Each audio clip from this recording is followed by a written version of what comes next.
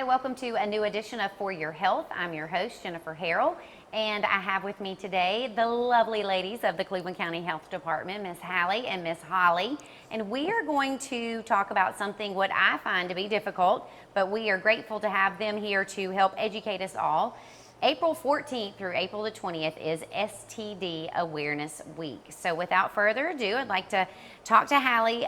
She is one of our community health educators right here, and she works with the teens in our area, which I think is another hard job that she has to do and answer all the hard questions. So tell us why that, how we can, well, let me back up. I was getting ahead of myself. How do STDs impact our lives, but really our community? Yeah, so they actually impact our lives more than people realize. When you think about like pregnancy, that's something you see, it's visible, right? But STDs a lot of times show no symptoms. So people can be spreading them and have no clue if they're not getting tested regularly. And there are lots of long-term complications as well with STDs. Very serious things like cervical cancer, even death when we talk about syphilis, because it's attacking your major organs that you need to function and live a healthy life.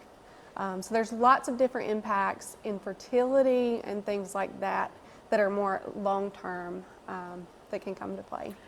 And at a young age, and we'll get to some of the slides, I don't think a young person is thinking about things like fertility or death when they're out there not using their brain. And I don't know any other way to put that, so forgive me for that. So Hallie, tell us about what we're doing to educate the youth in our community.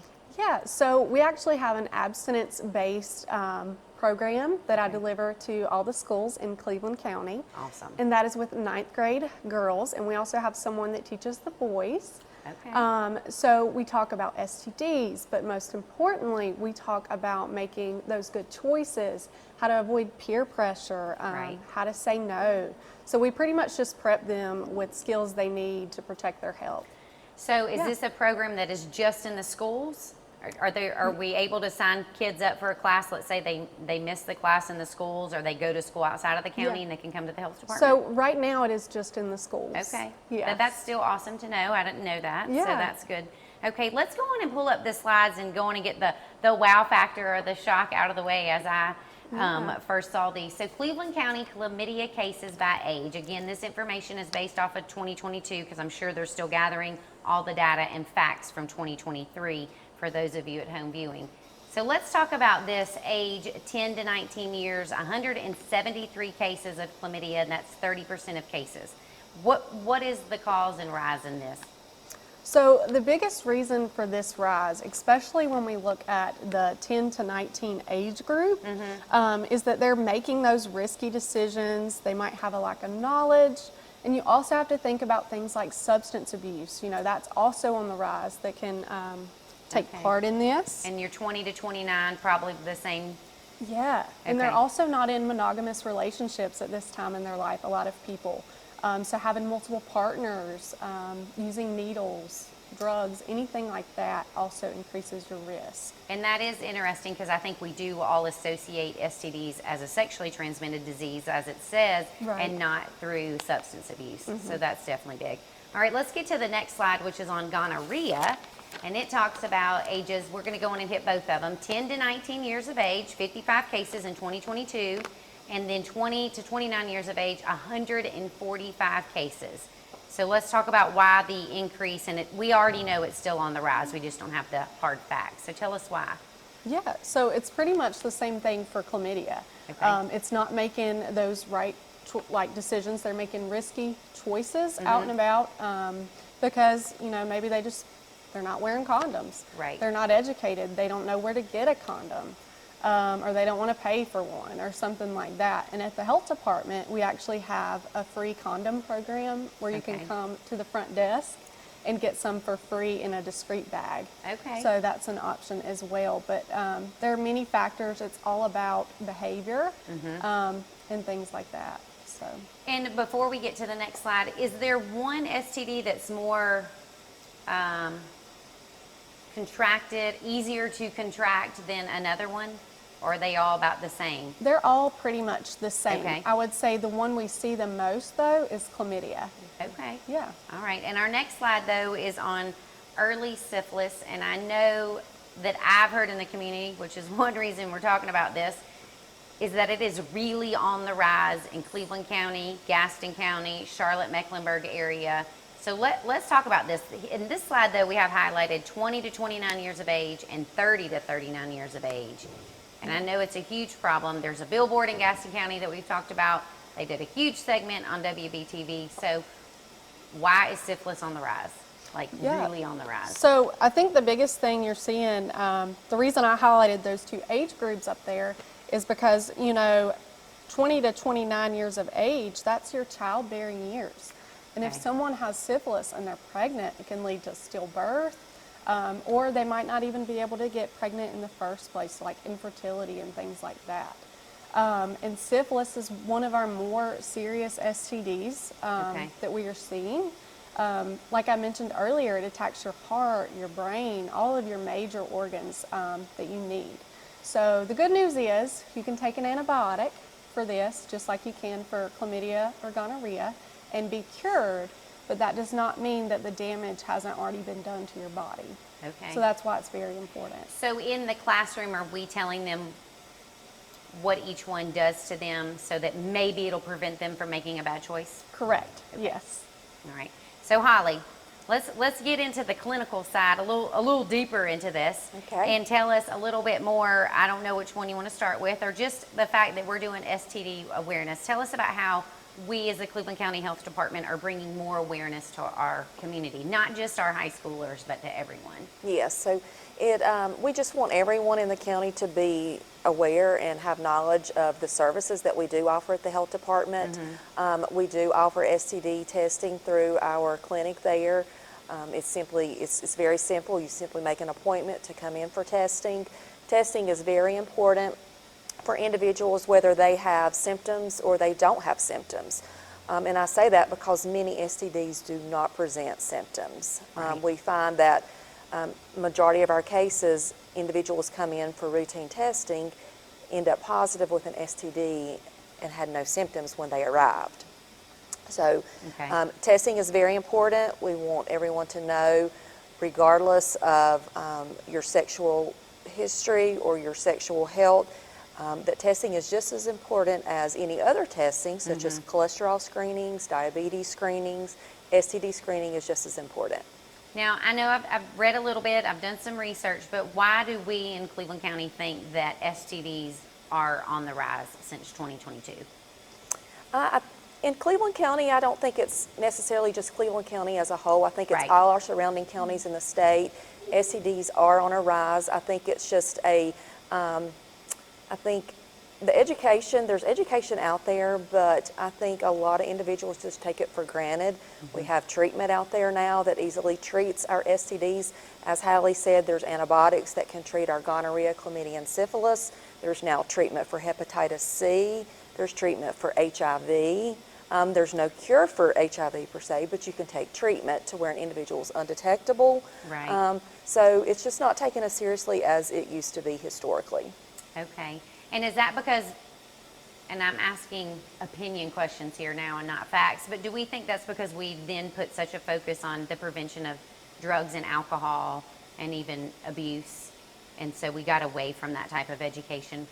Well, I think that, like I said, I think the education is still there. It's just, we can fix it. It's an easy fix, okay? Okay. It's not lifelong. Of course, some of the STDs there's no cure or treatment for, but for the majority of them, they're easily treated. And you'd be surprised when you tell someone that they have chlamydia. It's like, oh, okay, so what do I need to do now?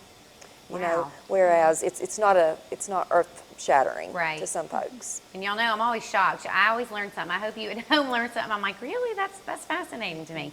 So, okay, and we didn't, and Tim, if you don't mind bringing up that slide again about HIV, we didn't touch on this one. So 15 cases, I'm guessing that is still on the rise of HIV in our area. And do we find that that's just a common thing out there now too? Just like you said, chlamydia and gonorrhea and syphilis, it's now just like, oh, HIV It's not like it was in the 80s, a big scare. Yeah, we're finding our HIV cases are on the rise because sexual practices that individuals partake in. We're seeing more of type of pride events. Okay. We're seeing more men having sex with men. Okay.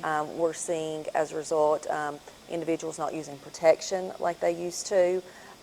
So there are certain factors that contribute to the rise of HIV in our county. And then in some instances and topics that we've done right here on For Your Health, they've talked about how certain communities and ethnicities and socioeconomical backgrounds, are we seeing that in any of these cases, or is it really it's anybody because we're in multiple relationships? Yes, we're finding it's very common and it doesn't matter. Right. To any of those things you just mentioned, it's very common. There's individuals that have multiple partners. You have relationships where an individual is stepping out. You have young individuals who are having multiple partners. You also have online dating websites where individuals do not necessarily know each other. They meet and have casual sex without even knowing each other's sexual history or status. So there's a lot of factors that contribute, not just the socioeconomic or race, ethnicity, that type of thing. And I didn't even think about the online dating and just meeting up with someone. Yeah. That didn't cross my mind either. But so what else? And are we missing anything on this? I know it's a hard topic, and we tiptoe around a little bit of it. It is. It's a very sensitive topic. It's not anything to be afraid of. It's not anything to be ashamed of. We encourage everyone to, if you've never had an HIV test, it is recommended that you at least have a baseline HIV test for any individual. We always encourage our patients to do blood work for HIV and syphilis. If the risk factors are there, of course, we will do hepatitis B and C. There's routine testing, of course, for your basic gonorrhea, chlamydia testing. So it's really important and it's really encouraged to make sure that you stay on top of your sexual health. Is this some type of testing that when they go in, let's say for a well check, if someone goes in for a well check, man or woman, and they're doing their blood work, is that something they're automatically, or the health people, professionals, are automatically testing them for, and people just probably don't realize it? Because like you said, a lot of people test positive and they don't even know, and it's like, well, wait, how'd that happen? Well, and I'm speaking, I guess I should say, I was speaking for our STD clinic at the health department. Okay. As far as other providers, I can't speak for that. I do know that we have patients at our health department sign consent for blood work for Okay. STD testing. And then based on their risk factors, that also determines what other testing needs to be done. Okay. So it's not the same for every patient. Right. It's very similar, but not always the same type of testing. Okay, I wasn't sure how that works, so that's good to know. All right, anything else we want to tell our viewers at home or to share? Because I know I've learned a ton just doing research on this, and y'all always educate me. Any other information? I would like to add Yeah. that it is crucial that parents start this conversation at home. I end up getting students that have no background or knowledge of their anatomy and how their body works. And I think you should start that young so that they know and have that good baseline knowledge to make the right decisions. I love that piece. And two, I know you said you start talking to freshmen in high school. Yes. At what age do you think parents should start having that conversation with their children? Yeah, I think you could start as early as maybe, I would say 5th grade. Okay. Not necessarily going in about like the STDs and things like that, but maybe talking about how your body works, that basic stuff Right. that they need to know. I love that. You mean you don't Yeah. want them to learn it on YouTube? No, not at all. Stay off of social media and YouTube for your education. Got to end it on a light note. So for those of you at home, I hope you learned something today. And if you ever have questions or need to know more information, I know our health department is here for you and they will be happy to answer your questions. Don't go anywhere. We have more news coming up right after the break.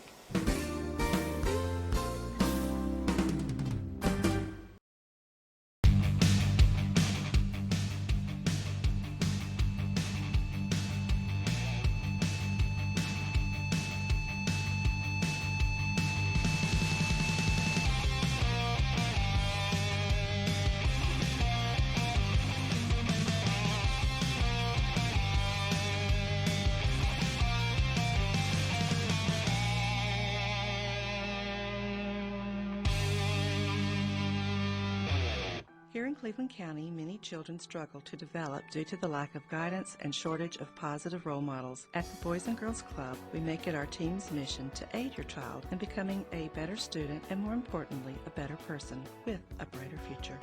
When your child comes to the club, you can be assured they are being guided in a manner that is beneficial to the growth as an adult that is visible in their lives. Please consider giving your child the opportunity to be the absolute best they can possibly be. Please support your local Boys and Girls Club today. Chef Paul Prudhomme once said, "You don't need a silver fork to eat good food." Well, on Cleveland County Kitchen, we don't have a silver fork, but we sure do serve up lots of good food. Hi, I'm Deborah Blanton. I hope you'll join me for the next Cleveland County Kitchen. Each month, we offer a complete farm-to-table experience. We visit local growers, we learn about nutrition, and wrap things up with wonderful meals prepared by our guest chefs. It's a lot of fun. I hope you'll join me for the next Cleveland County Kitchen.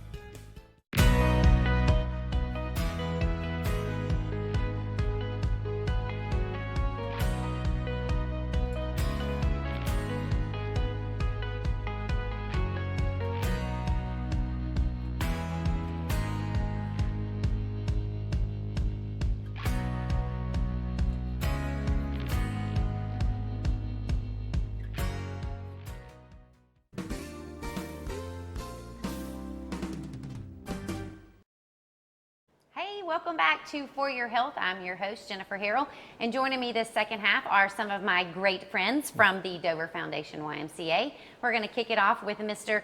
Ernie. He has all the programs to tell us about that you can sign your kids up for right now. So Ernie, without further ado, tell us about the swim lessons that we can sign our children up for. Yes, ma'am. So we'll have actually swim lessons for as young as 6 months all the way up to 2 years. We'll have swim lessons for 3 to 6, 7 to 13-year-olds, and 14 to 99. So if you're all the way up there and still want to learn how to swim, you can still learn no matter what the age is. I love that. And I really didn't know that you can bring your 6-month-old. Yeah, we just started that recently. Okay. Abby's daughter actually took the class as well. Abby participated, but we just started that recently, probably a year ago. Okay, and what is your, if we remember, our oldest participant that you know of to date? I love 14 to 99. That's Yeah, awesome. I think realistically 73 was probably the oldest person we've had. Oh, that's incredible. Yes. I love that. Okay, so tell everybody you know, 6 months to 99 years of age. That's awesome at the Dover Y. All right, tell us about some sports I know you wanted everyone in the community to know about. Yes, ma'am. So currently we're doing flag football and youth soccer, but that is kicked off this week actually. But our registration is still open for our summer basketball started this Monday, and our summer volleyball as well. We'll also have some summer sports camps that are to be scheduled as well. So Ernie has to deal with me anyways through sports, but I'm going to put this out there for everybody. It's like, oh my gosh, it's summer and Yeah. we travel. How do your summer sport leagues work? Yes, ma'am. So we try to make it as easy and cut as possible. So basketball is every Tuesday and Thursday. It's pretty simple for Tuesdays and Thursdays. Volleyball is going to be Mondays and Fridays. So we try to stay away from the weekends. That way, if you're going out of town in the summer, we don't try to mess up with your vacations. And guess what? It's okay if you go out of town. That's very, very right. Yeah, they kind of put a few extra people on the teams just for that, right? Yes, ma'am. Okay. Yes, ma'am. And summer camp, you want to tell us a little bit more about summer camp because it's never too early to sign up. Yes, ma'am. So for summer camp, we actually have a Little Braves program, which is for 2.5-year-olds to 4-year-olds, and we have a summer camp for the normal 5 to 12 school-age children. So the Little Braves program is actually a half-day program that's designed just for toddlers to come in, have a snack, they swim, they do fun activities, and they learn a lot. And then for our summer camp, they go on field trips once a week, and then they go to different places in the community, museums, things like that, the Big E. So it's pretty cool for the summer, just something to do in the summer. And you don't have to sign up for every single week. You can pick and choose, just like whenever you're going on vacation, you don't have to sign up for that week and stuff. That's wonderful. Now, what about, because it made me think, you said the 2.5 to 4-year-olds, if they come in, what if these children don't know how to swim? Can they get swim lessons while they're already at the Y during summer camp? Yes, ma'am. So the counselors actually do take time out of their swim. It's not just free swim the whole time. So they Okay. actually take time out of their free swim to teach them lessons, teach them how to kick, how to move your arms. And we have plenty of puddle jumpers and life jackets and things like that. They're not just thrown in the water. I think that is a huge added bonus that because I think about everybody's lives and work and how we're busy, you not only are going to camp, but you're going to learn a good fundamental life lesson. Yes, ma'am. Okay. And what else? There was another program we wanted to talk about. What else did we want to talk about, Ernie? Sports camps. Yes, ma'am. So the sports camps are to be scheduled. We usually offer a basketball camp. It's specialized by an instructor comes in and teaches the kids, volleyball camp, multi-sport camp, and I'm actually trying to do baseball camp this year because the YMCA does not have a baseball program, but Eastside Baptist Church is right next to us, and we may be potentially trying to use sports equipment from the other Ys and then get an instructor to teach the baseball here at Dover. Well, that'll be new and Yes, neat. ma'am. What about karate? We used to have karate. Okay. We no longer have karate. That's okay. At least people know now that you don't do that. And what about you used to do a dance one? Yes, Beth Mayo used to teach dance, but we've unfortunately had a lot drop out of that. They've specialized in just going straight to her. Beth Mayo used to okay. teach dance for us Ernie, as well. you can teach that class. Not right now. I don't think they'd learn much. A lot of refunds would have to be given. All right. Are we missing any camps or any sports that they can sign up for? No, covered ma'am. it? Yes, Okay. ma'am. I think so. Awesome. Thank you. Abby, on to you. We have a great event coming up on April the 20th, Healthy Kids Day. Tell our viewers what is so wonderful about this event. So first off, it's a day that the Y recognizes is April 20th for Healthy Kids Day, and it's really just about getting the kids out and moving and out of the house, really. So we're gonna have Pelicans will be there. We're gonna have kickball tournaments. We're gonna have tie-dyeing. So it's just gonna be a fun day for the kids just to come hang out and get out of the house. So what time does this event start? It starts at 10, from 10 to 1. Okay. Now, is this at just the Dover Y, or is it at all the area Ys here in Cleveland County? So 420 is at Dover, and then I believe Kings Mountain theirs is the 20th as well, Yes. correct? And then Ruby's is in May, so theirs is going to be a little bit later in Okay. May with the town of Bowling Springs. Okay. And I do love that you said it's to get the kids out. So as a wellness person at the Dover Y, tell us what we are seeing in our community and maybe even surrounding communities about our children and what we need to do at home or through the Y to help them become less sedentary. Yes, absolutely. So as we all know, childhood obesity is just on the rise, and I think there's like a statistic that it's tripled in the past 3 decades across America. So we just want to have kids to be able to get off their electronics and just be outside and go and do. So as a parent, I try to have my little one outside as much as possible because she's moving without realizing that she's moving. Right. And being active. So. And I think that's key, what you just said, move without realizing that you're moving. So what are some fun other events besides kickball that'll be at Healthy Kids Day? Yes, so we're going to have the big inflatable that Okay, kids yep. love. That's so the winner right there. That is. So they're going to be able to jump and run and slide and go back and forth all day on that. So Maybe that's what everybody needs in their backyard is a big inflatable, and the kids Yes, don't have any idea a they're big getting old bouncy exercise. house. I love that. Okay, and you have another huge event coming up on May 11th. We do. It's the Shelby Sprint 5K. We had it last year. We're back at it this year. It'll start at 8:30. We're looking to just have a fun day, and it'll be at Dover. Okay, so let's elaborate on this event because I think a lot of people hear 5K and they're like, I don't run, I don't jog. Tell us who can participate in this event. Anybody can participate. So moms with little kids, they can push them in their strollers up to, we had a 10-year-old win the race last year, and then I think Wow. our oldest participant was 84. Oh. So any age range, as long as you're moving forward, we don't care if you're walking, running, jogging, as long as you can come out and have some fun. And tell us a little bit about the route and safety about it. Of course. So we'll start at Dover, and it's going to go out behind Jefferson, the loop behind Jefferson, down Wyke, and across the neighborhood, cross over 150. I think it's called Brookville, and back to the Y. So it's 3.1 miles. It's a good loop. And the Shelby police are always there in the middle of the intersection. I share that because people do think about safety. But there's no cutoff time. I think people think, oh, God, I got to do this in, 30, 45 Nope. minutes, and you do not. Not at all. Okay. Not at all. Are we having school participate this year or compete against one another? Like, what was it called? The girls, the running Girls club. on the Run. Girls on the We're Run. not doing that, but Jefferson Run Club, they always support. They come out. Okay. So we're going to you know, they're going to come out again this year. And any other local schools are welcome to come if y'all have running clubs as well. Okay. And what about sponsorship? If someone is watching this and they're like, oh, I want to sponsor this, tell us a little bit more on how a business here can help you all at the Shelby Sprint. Absolutely. We love sponsorships, and that's how we put on a lot of our programs at the Y. So just shoot us an email and tell us that you're interested in becoming a sponsor, and we'll be glad to set up some time with you. Okay. So can either one of you think of something that's happening now or coming up this spring or even into the summer that you want people to know about at the Dover Y or any of the area Ys? I put them on the spot, y'all. The two big things for me are Healthy Kids Day and the 5K. Okay. And then, of course, summer camp is a big event for us Okay. as well. Yeah, I would say we have a lot of lifeguard classes. We're always in need of lifeguards. Okay. So our pools will be opening. Hopefully, the Ruby C. Hunt YMCA pool will be opening May 15th, and the Kings Mountain YMCA has a brand new slide this year, and hopefully it's opening the weekend of Memorial Weekend. So we are hiring for those positions. Lifeguard classes coming up. So if you're interested, we hire as young as 15. So definitely that'd be something that we're definitely looking for. Okay, that is great information. So do they contact you, Ernie, Yes, or ma'am. any of the Ys? No, I run all of the pools in the summer. Bless your soul. Yeah. And the sport program and the this program. Yeah. Ernie, what number can they reach you on? 704-669-3635. Okay. And let's say someone at home is watching and they're not a current member of the Y. What's or of any of the Ys?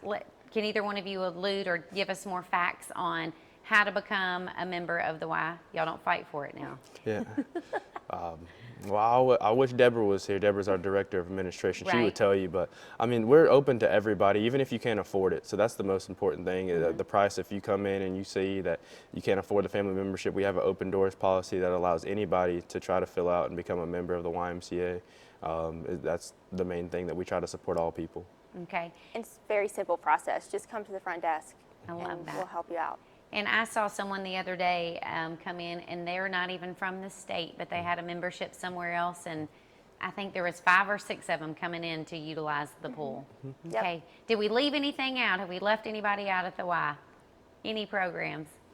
Okay, I think we covered the basis. And for those of you at home, we appreciate you joining us this month, and we look forward to seeing you again next month.